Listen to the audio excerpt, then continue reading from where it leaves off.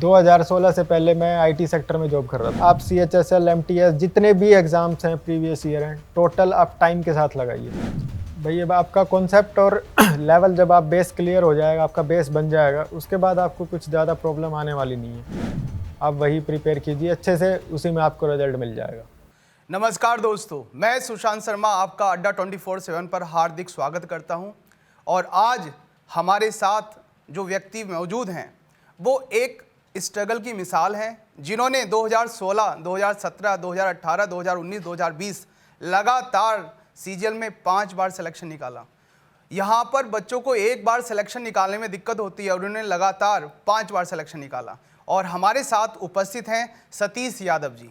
सतीश जी, कुछ बताएं अपने बारे में, अपने स्ट्रगल के बारे में कि कैसे कैसे आपने 5 बार सिलेक्शन निकाला। देखिए, इसमें सिलेक्शन के रिगार्डिंग अगर हम बात करते हैं तो मेरा जो स्ट्रगल जो शुरू हुआ था वो 2016 से शुरू हुआ, क्योंकि जब मैंने फ़र्स्ट टाइम जो CPO का एग्ज़ाम दिया था, SSC CPO का, और वो एग्ज़ाम बस मैंने एक टेस्टिंग के पर्पज़ से दिया था कि मैं अपने आप का लेवल देखना चाह रहा था कि किस लेवल तक मेरी प्रिपरेशन है और कहाँ तक और मुझे ज़रूरत है। 2016 से पहले कहाँ थे, पहले ये बताएं आप। 2016 से पहले मैं आईटी सेक्टर में जॉब कर रहा था। आईटी सेक्टर से डायरेक्ट शिफ्ट हो गए आप सीपीओ में? हाँ जी, वो एक्चुअली क्या है, मेरे दोस्त यहाँ रहते थे, तो मेरा पहले मैं हैदराबाद में वर्किंग था। ठीक है। हैदराबाद से मैं नोएडा में HCL कंपनी है, वहाँ मैंने ज्वाइन किया था। तो वहाँ ज्वाइन करने के बाद मेरे दोस्त मुखर्जी नगर में रहते, तो वो प्रिपरेशन कर रहे थे। ठीक है। तो मैं अकेला रहता, इससे अच्छा मैंने उनके साथ मैंने शिफ्ट कर लिया। तो फिर उन्होंने बोला कि एक एग्ज़ाम दे के देखो, अपना ट्राई करो ज़रा, कुछ कर पाते हो गए नहीं पाते।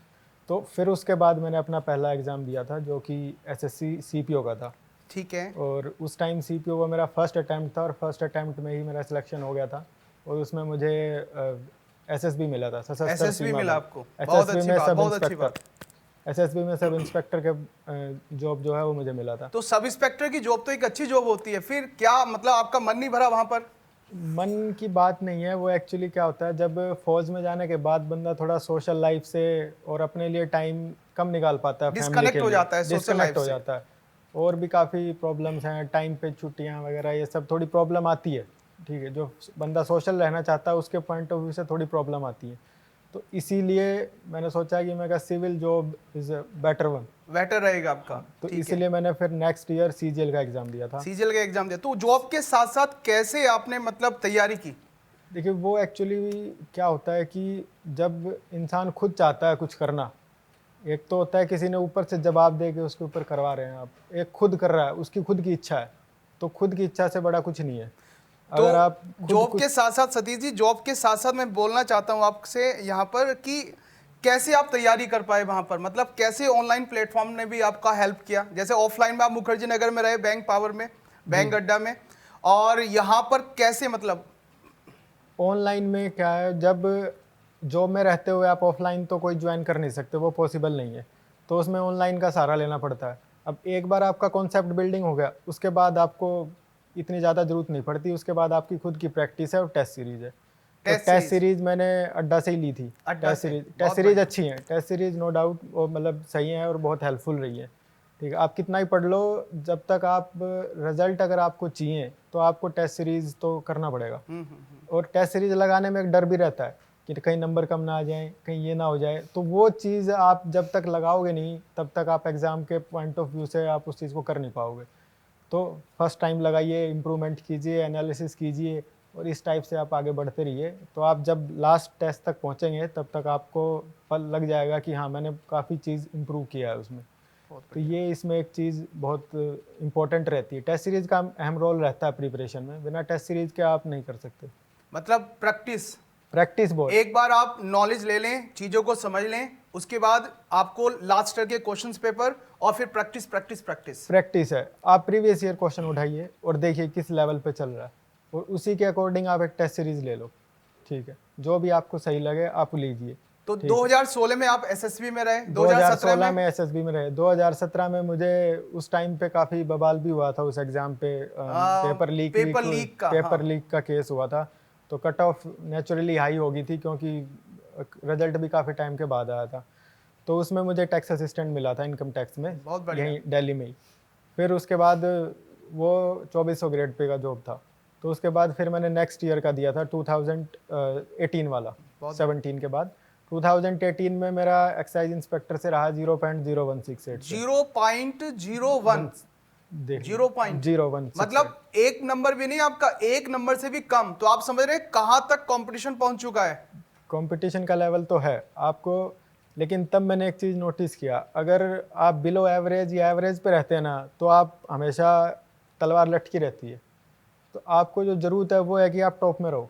जब आप टॉप में रहेंगे तो कोई दिक्कत नहीं है, उस टाइम पे नॉर्मलाइजेशन ये सब ये कुछ नहीं बिगाड़ सकता आपका, आप एकदम बिल्कुल निकल के आएंगे, कोई दिक्कत नहीं है। मतलब तैयारी को एक लेवल से ऊपर रखें आप। हाँ। और एक लेवल से ऊपर रहेगा तो आपका नॉर्मलाइजेशन भी कुछ नहीं बिगाड़ सकता है और कट ऑफ भी कुछ नहीं बिगाड़ सकता है। तो उसके बाद मैंने 2019 में दिया, और 2019 में मुझे 2018 में एक्चुअली ऑडिटर की पोस्ट मिली थी मुझे, एक्साइज इंस्पेक्टर नहीं मिल पाया, तो मैंने ऑडिटर MHA में यहीं दिल्ली में ही वो मुझे ऑडिटर की पोस्ट मिली। उसके बाद जो 2019 वाला दिया था उसमें मैंने ASO ज्वाइन किया, असिस्टेंट सेक्शन ऑफिसर, और AFHQ में। ASO तो काफी अच्छी जॉब है, मेरे ख्याल से 4600 ग्रेड पे की जॉब है, पे की जॉब है, और पे लेवल 7 की जॉब है, अच्छी जॉब है, रेप्यूटेड है। और अभी फिलहाल ASO में ही मैं वर्किंग हूँ। और ये ASO दिल्ली में वर्किंग है? ASO दिल्ली में, मिनिस्ट्री ऑफ डिफेंस में, actually ministry of defence, ASO Delhi के ऑफिसर से आप बात कर रहे हैं इस समय। ठीक है। और इसके बाद 2020 मैंने दिया था, मुझे एक्चुअली होम स्टेट चाहिए था, तो होम स्टेट के लिए ही मैंने प्रिपेयर किया था कि मुझे घर के आसपास रहे। तो इसीलिए, क्योंकि फादर थोड़े मेरे बीमार रहते हैं, तो फैमिली के पास रहना ज़रूरी है, तो इसलिए मैंने 2020 का एग्ज़ाम दिया था, जिसमें मुझे डिविजनल अकाउंटेंट मिली है। और स्टेट एलोकेशन हुआ नहीं है, बट मेरी फर्स्ट प्रेफरेंस उसमें हरियाणा मैंने रखी है। अच्छा, मैं जब बात कर रहा था आपसे, आप बता रहे थे कि सर जो मैराथन क्लास होती है एग्जाम से पहले अड्डा 247 पर 24/7 पर, वो मैराथन क्लास आपके लिए बड़ी हेल्पफुल रही? मैराथन में क्या होता है कि आपका रिवाइज हो जाता है एक टाइप से, आप मतलब अगर कम समय में रिवाइज हो जाता है। कम समय में रिवाइज हो जाता है, वो आप पे डिपेंड करता है। अगर वीडियो से रिवाइज करेंगे तो हो सकता है कि 2 कॉन्सेप्ट आप अगर जनरली खुद से पढ़ रहे हैं तो छूट जाए। ठीक है। उसमें क्या होता है कि टीचर ऑलरेडी सब कुछ प्रिपेयर करके आता है आपके लिए, तो आप ज़्यादातर चीज़ें उससे कवर हो जाती हैं। ठीक है।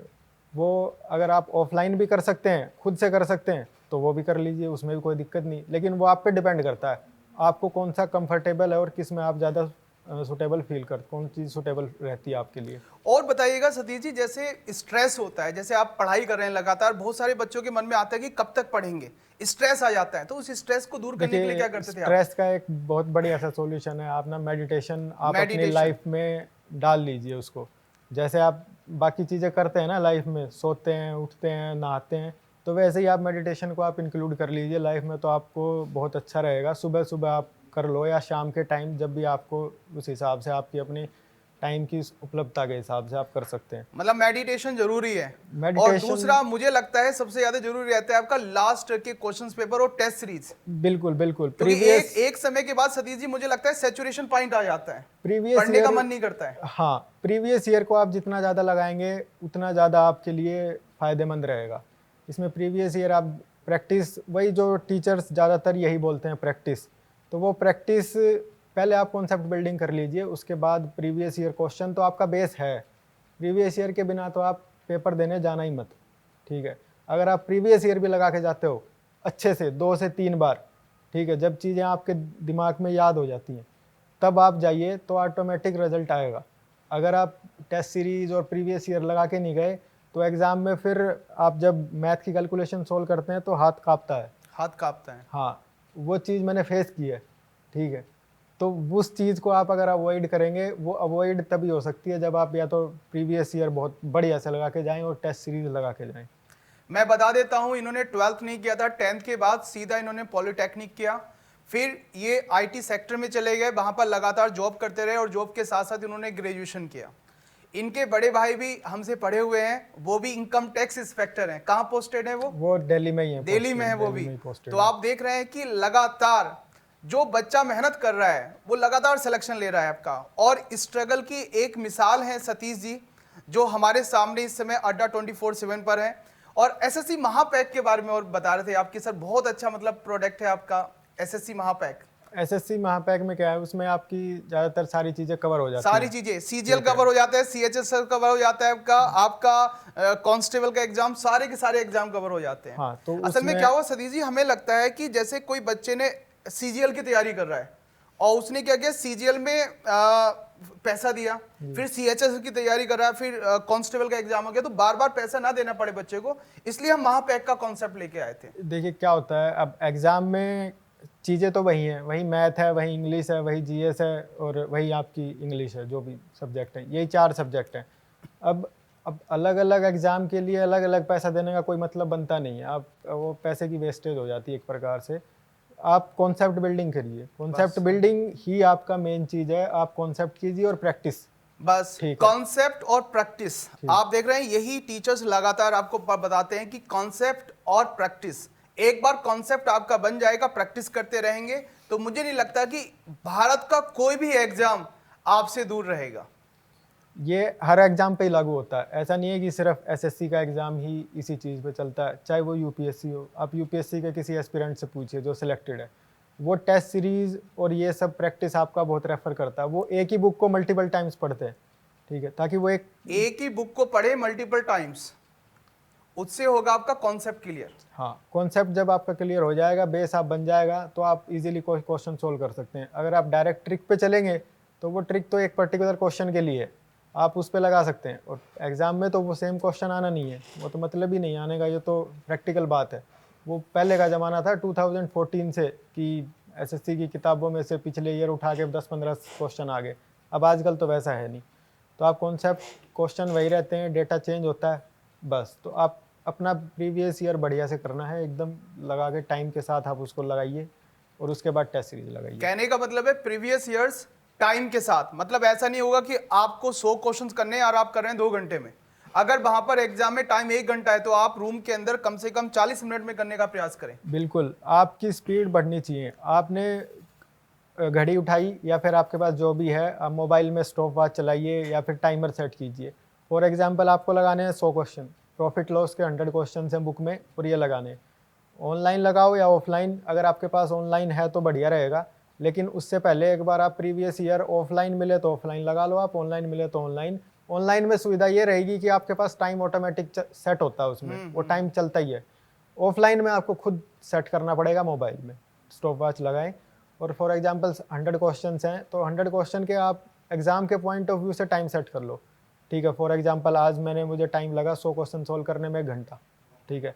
तो अब जब आप डेली प्रैक्टिस करेंगे उसकी, ज़रूरी नहीं है कि डेली प्रॉफिट लॉस की प्रैक्टिस कर रहे हैं, किसी और चैप्टर में भी वो प्रैक्टिस आप करेंगे तो टाइम ऑटोमेटिक आपका कम हो जाएगा। मैं तो ये कहता हूँ बच्चों से सतीश जी कि जब पहली बार आप क्वेश्चंस को सॉल्व करें, जो क्वेश्चंस नहीं हो रहे हैं उस पर टिक करें आप, और अगली बार उन्हीं क्वेश्चंस पे फोकस करें। बिल्कुल, अगर ताकि आपका टाइम भी कम लगे। क्वेश्चन अगर किसी में दिक्कत आ रही है तो अच्छा, ये चीज़ एग्जाम में भी लागू होती है। जब आप एग्जाम देते हो ना, एक क्वेश्चन सोल्व नहीं हो रहा तो आप उस पर टाइम वेस्ट मत करो, छोड़ दो उसको। बस सेकंड राउंड में देखेंगे हम। किसी भी क्वेश्चंस पे रुकना नहीं है, क्योंकि नहीं बाद है। में बच्चे ये कहते हैं कि सर इतना पोर्शन हमारा छूट गया। तो वो चीज़ प्रॉब्लम तभी आती है जब आप एनएफ प्रैक्टिस करके जाएंगे ना, तो ये छूटने वाली दिक्कत नहीं आएगी, खत्म हो जाएगी वो। हाँ, 2018 में मैंने ये फेस किया था।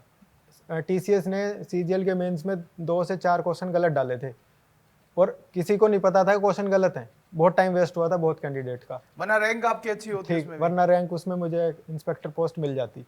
लेकिन वो चीज़ मैंने फिर वही है ना, एक्सपीरियंस खुद से सीखता आदमी। अब हमें इतना ज़्यादा गाइडेंस किसी ने दिया नहीं था, ठीक है, बहुत कम बाद में सीखा हमने चीज़ों को। तो इसी चीज़ से ये फ़र्क पड़ता है। अगर आपके पास अच्छा मेंटर है और अच्छा टीचर है तो ये चीज़ आपकी बहुत हद तक सोल्व हो जाती है। लेकिन और आप क्लास में तो हम लोग बताते थे आपको कि ये सब काम आप करें, लेकिन क्लास में बच्चा हमें सीरियसली नहीं लेता है। बस वही बात है, वो ढीले में ले लेता है। वो सोचेंगे चलो कोई नहीं, अब की बार नहीं हुआ तो अगली साल वाला हुआ। तो ये थोड़ी दिक्कत है, ये प्रॉब्लम है थोड़ा, और इस पर ध्यान देने की वाकई में ज़रूरत है, क्योंकि बेस एक्चुअली में यही है। मतलब जो गुरु ज्ञान कह सकते हैं आप एक प्रकार से, वो गुरु ज्ञान यही है। आप previous year, practice, test series, ठीक। पहले आप थ्योरी को कंप्लीट कर लें, कॉन्सेप्ट को बिल्डअप करें, लास्ट के क्वेश्चन पेपर को देखें, फिर प्रैक्टिस प्रैक्टिस प्रैक्टिस और प्रैक्टिस टेस्ट सीरीज ज्वाइन करें आप, और लगातार प्रैक्टिस करते रहें। प्रैक्टिस के दौरान अपने टाइम ड्यूरेशन को कम करें। टाइम ड्यूरेशन जितना कम होगा उतना ही अच्छा रहेगा, और जिस क्वेश्चंस पे आप रुक रहे हैं यहाँ पर उसी क्वेश्चन पे रुकेंगे एग्जाम में, तो उसी क्वेश्चन को आप प्रैक्टिस करें, यही बात कहना चाह रहे हैं सतीश जी। बिल्कुल, आप नोट कर सकते हैं उस क्वेश्चन को। फॉर एग्जांपल एक आपने टेस्ट लगाया, उसमें 4-5 क्वेश्चन को आप में दिक्कत आ रही है, 4-5 क्वेश्चन ऐसे हैं जो आपसे हो नहीं पा रहे, तो आप उसको एक नोटबुक लगा लीजिए, अलग से नोटबुक ले लें, अलग से नोटबुक लगाओ, उसमें आप उस क्वेश्चन को नोट डाउन कर लो। ठीक है, एक वीक में जब आपके पास 6-7 टेस्ट इकट्ठे हो जाएंगे, तो ऐसे करके हर एक टेस्ट में 2 क्वेश्चन भी आएंगे, तो 7 टेस्ट में 14 क्वेश्चन हो गए। 14 क्वेश्चन हो तो जाएंगे। 14 क्वेश्चन आप संडे को रिवाइज कर लो एक बार। संडे को तो कोई क्लास भी नहीं होती वैसे भी जनरली, अगर होती है तो इतना टाइम तो मिलता ही है कि आप उसको इजीली रिवाइज कर सकते हैं। तो इस तरीके से आप आगे चलते रहिए, तो आपको जब लगातार आप इस अपने आप उस लेवल पे पहुंच जाएंगे। अच्छा, प्रीवियस ईयर लगाने में एक प्रॉब्लम और आती है। प्रॉब्लम ये है कि उसको बोरियत फील होती है कि मैंने एक बार तो लगा चुका हूँ, एक क्या बार लगाऊं? लगा चुके, यस यस यस, ये ये आलस problem- बहुत आता है, ये कि एक बार आलस- कर चुका कितनी बार करना पड़ेगा। अब आप एक चीज समझ लो, अगर आपको किसी चीज करने में आलस आ रहा है और जोर पड़ रहा है, तो समझ लो प्रॉब्लम वही है। ठीक है, वही चीज करनी है। ठीक है, क्या होता नहीं, अच्छी चीज करने में दिक्कत आती है, ये स्वाभाविक है। मतलब आप जब कुछ बढ़िया कर रहे हो ना, या सही रास्ते पे चल रहे हो, प्रॉब्लम्स आएंगी। गलत रास्ते पे चलने में कुछ ज्यादा प्रॉब्लम नहीं आती। अच्छा लगता है, और हाँ, अच्छा मन लगता भी है। प्रसन्न रहता है। हाँ। जब गलत रास्ते पे चलते हैं आपने जो गलत कार्य किए होंगे उनमें बड़ा आनंद आता है, चाहे सोने का काम करें या रोने का काम करें आप। बिल्कुल, वो अब आप पे डिपेंड करता है। अगर आपको आलस आ रहा है तो समझ लीजिए कि प्रॉब्लम आप यही सही है। जा रहे हैं। आप सही जा रहे हैं एकदम। आप उस चीज पे कीजिए और रिजल्ट आपको मिलेगा, इसमें कोई शक की बात नहीं है। और बताएं अपने स्ट्रगल के बारे में थोड़ा, कुछ ऐसा आपको महसूस हुआ हो अब कभी? स्ट्रगल की मैं अपनी प्रिपरेशन के बारे में बता देता हूँ आपको। मैं वर्किंग था सब इंस्पेक्टर सशस्त्र सीमा बल में, जो कि एक फोर्स के अंडर आती है, पैरामिलिट्री फोर्स है। और फोर्स की जॉब बाहर से बहुत अच्छी लगती है लोगों को देखने में, यूनिफॉर्म ये सब, लेकिन जो बंदा पहनता है वो उसको पता है। ठीक है, जब आप जिम्मेदारी वाली जॉब होती है आपका। स्पेशली जब मैं 2019 प्रिपेयर कर रहा था सीजीएल के लिए, तो मेरी पोस्टेड कश्मीर में थी। कश्मीर में पोस्टेड थी। और उस टाइम पे जब क्या होता है, सुबह 6:30 बजे मैं निकल जाता था कैंप से बाहर, और रात को मैं 7 के बाद ही आता हूँ, 7 से 8 के बीच में आता था कैंप में वापस। और उसके बीच में पूरा दिन आपकी भाग दौड़ रहती है, क्यों 10-12 किलो की बीपी जैकेट आप पहन लेते हैं, 2-4 किलो का हेलमेट हो जाता है। ठीक है, मतलब आप राइफल हो जाती है, 15-20 किलो लेकर चलते हैं हर समय। 15-20 किलो का वेट आपके पास रहता है। और आप ऐसा और नहीं है, साथ साथ में एग्जाम का स्ट्रेस भी आपके पास था। ठीक है, एग्जाम के बारे में भी सोचना है। अच्छा, इस टाइम पे आप जो प्रैक्टिस कर सकते हैं, या फिर ज़्यादा ध्यान तो आप नहीं लगा पाएंगे, क्यों ज़्यादा ध्यान के, क्यों फिर वहाँ पर कहीं और ध्यान लगा लेगा आप पर। मिलिटेंट एरिया है वो, अगर आप ज़्यादा इधर उधर हुए और आपका नज़र हटी तो दुर्घटना घट सकती है वहाँ। ठीक है, वहाँ बहुत दिक्कत है, तो इसलिए आप ड्यूटी के टाइम पे तो कुछ नहीं कर सकते। 370 हटने के बाद तो दिक्कत कम हुई होगी। हाँ, 370 आर्टिकल जब से हुआ है, तो भारत सरकार के हम यहाँ तारीफ कर रहे हैं 370 के मामले में। पहले पत्थरबाजी बहुत होती थी, आजकल पत्थरबाजी बंद हो गई है। अब पत्थरबाजी बंद है, जो कि एक बहुत होता है। अगर आप एक पत्थर निकल गया, अगर यहाँ लग गया, तो आपका जबाड़ा बाहर आ जाएगा। अच्छा, ठीक है, बहुत केस ऐसे हैं, तो ये बहुत आम घटना होती थी आर्टिकल 370 से पहले। लेकिन आप एक प्राउड महसूस करते होंगे जब उस यूनिफॉर्म में होते होंगे आप, तो एक प्राउड महसूस होते हैं। हम तो अब भी सोचते हैं जब अपने भैया वगैरह को देखते हैं कि यार यूनिफॉर्म, हम तो सोचते हैं कि कैसे यूनिफॉर्म पहनी जाए, और आपने वो यूनिफॉर्म भी पहनी, और आप देश की सेवा में लगे हुए हैं एएसओ में, तो ये बहुत बड़ी बात है। तो यही होता है एक्चुअली। उसके बाद फिर मैं जब 7 बजे पहुंच जाता था कैंप में, उसके बाद फिर मैं अपना शाम के टाइम, सुबह का नहाना मैं बताता हूँ क्यों बंद था एक्चुअली में। एक तो ठंड इतनी होती है वहाँ, ठंड बहुत होती है कश्मीर क्या में। रोज नहाते थे आप सतीश जी? हाँ, नहाते बहुत तो अच्छी बात नहाना है। तो है। उसके बाद शाम को आने के बाद मैं नहाता था, ड्यूटी से आए। क्यों, पूरे दिन में भले ही ठंडा हो, लेकिन पसीने आ जाता है वहाँ ड्यूटी में करोगे तो आप।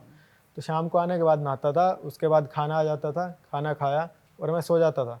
फिर मैं उठता था 11 बजे। 11 बजे मतलब 11 बजे रात को उठता था। 11-12 बजे रात को उठकर 11 बजे उठता था और सुबह 4 बजे तक मैं पढ़ता था।